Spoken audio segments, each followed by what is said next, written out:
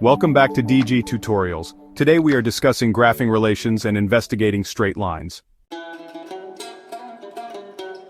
Chapter 1. Graphing relations. Graphing relations is the process of visually representing a set of ordered pairs on a coordinate plane. Each pair shows a relationship between two values, and you plot each one as a point on the graph. In simple terms, a relation is just a collection of input-output pairs. Graphing that relation means putting all those points on a grid to see how they behave, whether they form a line, a curve, are scattered randomly, etc. This helps in understanding patterns, trends, and whether the relation is a function, meaning each input has only one output value. Here's a quick example of graphing a relation.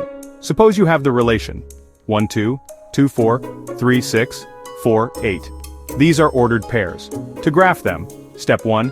Draw a coordinate plane with x and y axes. Step 2. Plot each point 1, 2, 2, 4, 3, 6, 4, 8.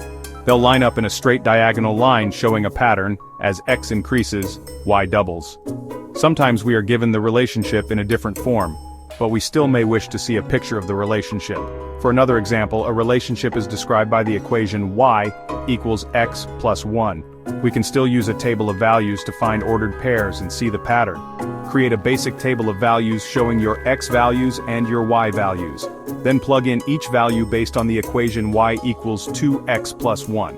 You can find any value of y when you use the ascending or descending values of x, based on the equation that you are given. Remember, x is always an independent variable, and y is always the dependent variable. Investigating the graph of a straight line means analyzing and understanding its properties, usually from its equation or by plotting it.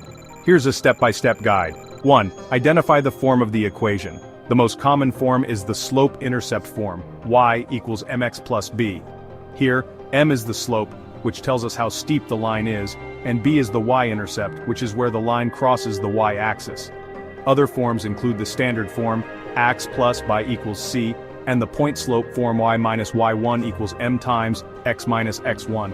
2. Find the slope. The slope, denoted as m, tells us how the line rises or falls. A positive slope means the line rises from left to right, while a negative slope means it falls from left to right.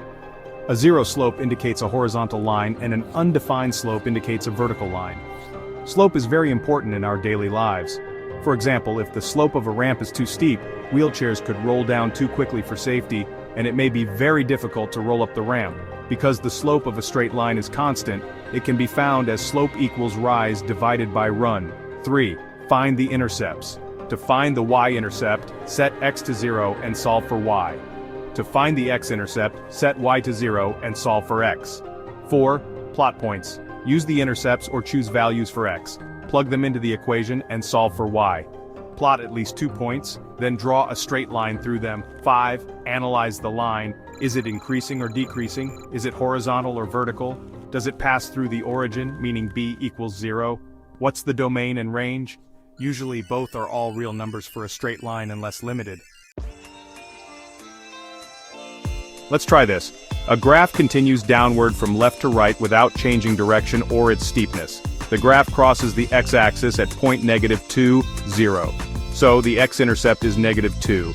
The graph crosses the y-axis at the point 0, -3. So the y-intercept is -3.